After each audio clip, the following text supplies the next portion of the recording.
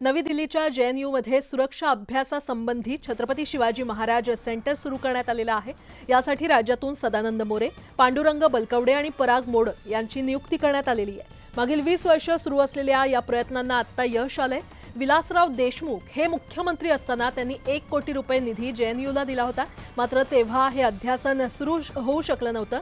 मात्र आता छत्रपती शिवाजी महाराज सेंटर हे सुरू करण्यात आलेलं आहे आणि या संदर्भात अधिक माहिती देत आहेत आमचे प्रतिनिधी वैभव सोनावणे आपल्यासोबत जोडले गेलेले आहेत। वैभव, दिल्लीच्या JNUमध्ये सुरक्षा अभ्यासासंबंधी छत्रपती शिवाजी महाराज सेंटर सुरू करण्यात आलंय, काय अपडेट? अत्यंत मोठी आणि आनंदाची बातमी आहे महाराष्ट्राच्या दृष्टीनं। याचं कारण गेले 20 वर्ष छत्रपती शिवाजी महाराज अध्यसन केंद्र JNU मध्ये सुरू व्हावं यासाठी प्रयत्न केले जात होते।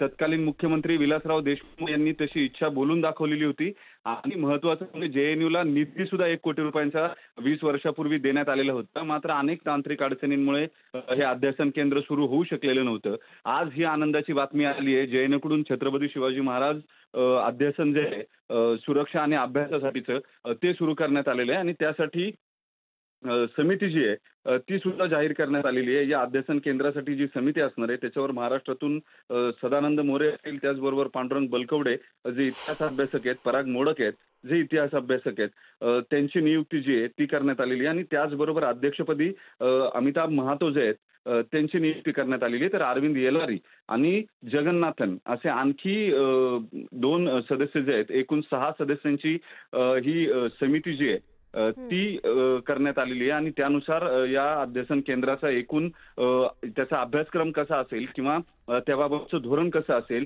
त्या धोरणांमध्ये काही बदल करायचे आहेत का, या सगळ्याबाबत आणि त्याचे ऑपरेशन्स कसे असतील म्हणजे कशा पद्धतीने ते कार्यान्वित केलं जाईल, या सगळ्याच्या बाबतीमध्ये महाराष्ट्र सरकारसोबत चर्चा करण्यासाठी आणि एकूण धोरण ठरवण्यासाठी या समितीची नेमणूक जी आहे ती करण्यात आलेली आहे। जी अत्यंत आनंदाची बातमी म्हणावी लागेल।